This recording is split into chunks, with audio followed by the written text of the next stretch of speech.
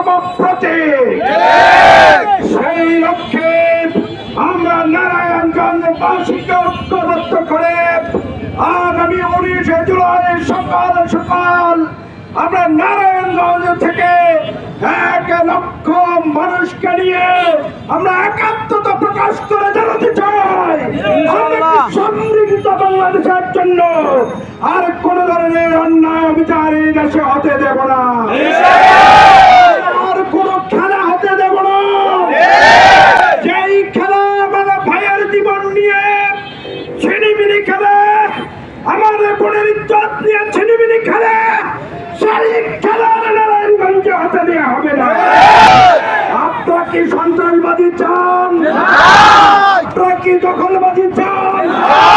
আপনারা কি আমার বোনের ইজ্জত সম্ভ্রম লুণ্ঠন সেটি চান? যদি না চাই তাহলে একটি মাত্র পথ, একটি মাত্র উপায় আছে। মানুষেরা তন্ত্র মন্ত্র দিয়ে এই জমিনে কোনো শান্তি আসতে পারে না। এই জমিন কার? এই জমিন হচ্ছে আল্লাহর। আর আল্লাহর আইন যদি এই সমাজে প্রতিষ্ঠিত হয়, এখানে আমাদের নারীরা সবচাইতে সম্মানে থাকবে, শ্রমিকরা তাদের অধিকার বুঝে পাবে। আমাদের ভাইয়েরা যখন পুলিশে চাকরি নেবে তখন কোনো গোল দিতে হবে না। আপনারা যখন ভূমি অফিসে যাবেন কোনো উৎকোচ ঘোষ দিতে হবে না। পাসপোর্ট অফিসে যাবেন কোনো টাকা দেওয়া লাগবে না।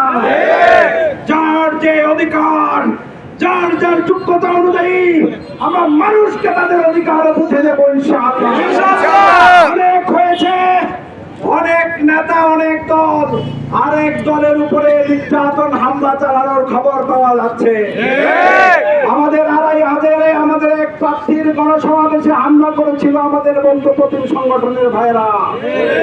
আমরা দেখেছি 2-1 দিন আগে আমাদের এক ব্যবসায়িক নেতাকে এখানে প্রেসিডেন্টের চরিত্র ধারণ করে শামীম উসমানের দ্বারা গুন্ডাদের এরিয়া বাহিনী ছিল, এই বাহিনীদের নেতৃত্বে আমাদের ওই ভাইয়ের উপর হামলা চালিয়েছে।